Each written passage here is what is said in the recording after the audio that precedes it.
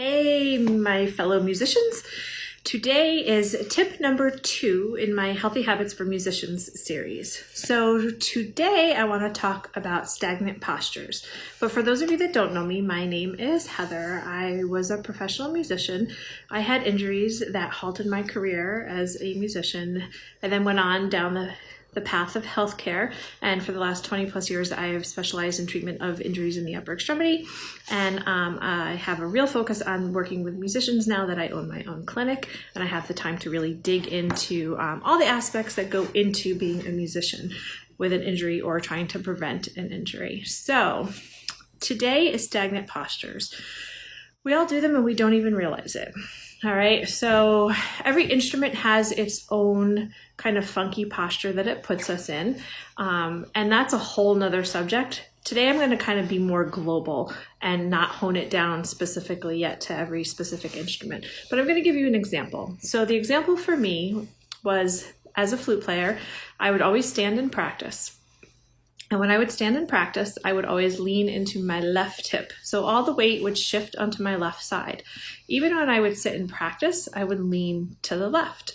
So consequently, because tissues have this great ability to adapt to what we put them in and what we request of them, everything on my left side went, okay? And it kind of pulled up on my leg. So I never knew I was doing this when I was playing. Nobody ever noticed it. Nobody ever said anything to me about it. I had no awareness of body postures or anything like that at an instrument. It just wasn't talked about back then. Yes, I'm dating myself, but it's not talked about that much now either. So I really want to bring awareness to all these different things. So body positions while you're at your instrument. Globally, think about what you're doing. Are you doing what I did? Are you going into one position? You should be kind of moving in and out. I should have been moving in and out and shifting my body weight from side to side. So it's the same thing with other instruments. Are you constantly, kind of slouched when you're sitting here playing guitar? Are you coming in and out? Are you moving a little bit side to side? None of these motions should be ballistic and huge, but they need to be small, and they need to be just enough so that our tissues realize, oh, no, I'm not supposed to be there all the time. So that you give it that feedback so that you're not in a stagnant position all the time, so that you don't get those permanent muscle changes.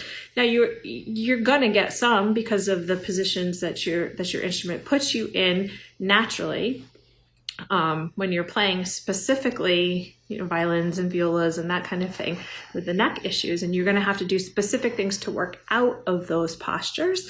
But general global thing for today is watch how you're playing. Are you leaning in any specific way, and are you hanging out there? Are you kind of shifting back and forth? All right, so that's tip number 2. Have a great day.